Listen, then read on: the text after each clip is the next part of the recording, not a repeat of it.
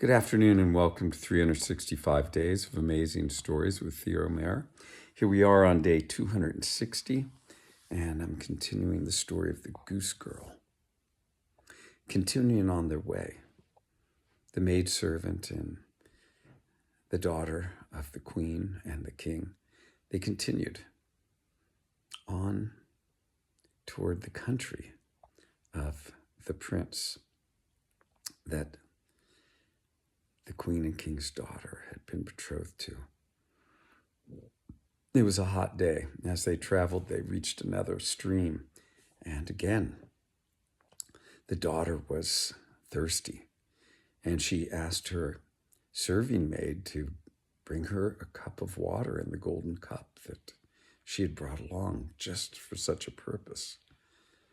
And the serving maid said, "Are you kidding? I am not going to get down off my horse for you. Go fetch your water yourself." And so the daughter descended from her horse, Falada, and went over the stream, and she drank. Now she started crying because this was not going as intended. And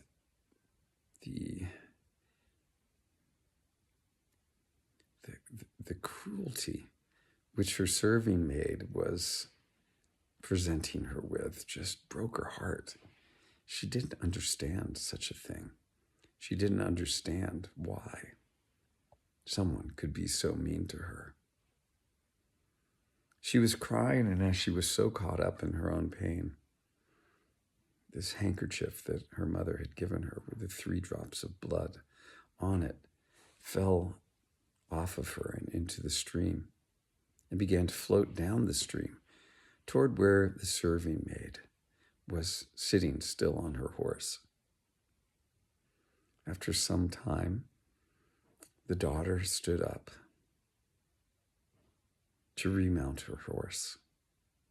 But by this time, the serving maid had gotten down off of her horse, had seen the handkerchief, had picked it up, and realized that this handkerchief that had been empowered would now allow her to unfold the plan that she had in her mind.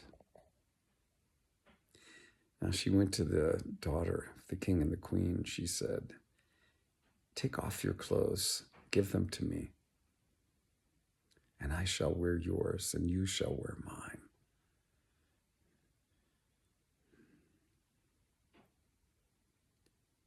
The daughter, of course, hesitated. The serving maid was a bigger woman, said, "If you do not do this, I shall slay you here.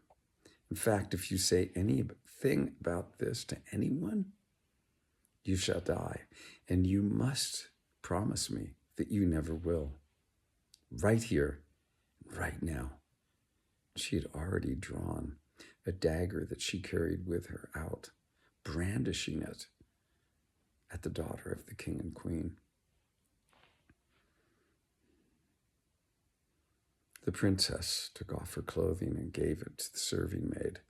The serving maid scrambled out of her own clothing and gave it to the princess. Of course, serving maid, once they mounted Falada.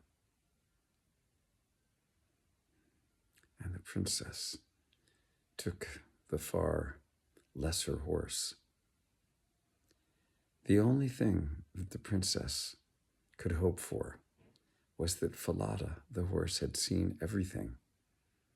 Falada had been with her since, well, for as long as she could remember, and was true to her. The two of them rode on. I can tell you that those days of passage were horrible for the princess. But the serving maid had felt that she had gained everything in this short bit of time. She would elevate herself from being a serving maid to being the bride of a prince. Well, in time, they arrived at the castle of the king and queen who had as their child the prince who had been betrothed to the princess. And we'll stop the story there.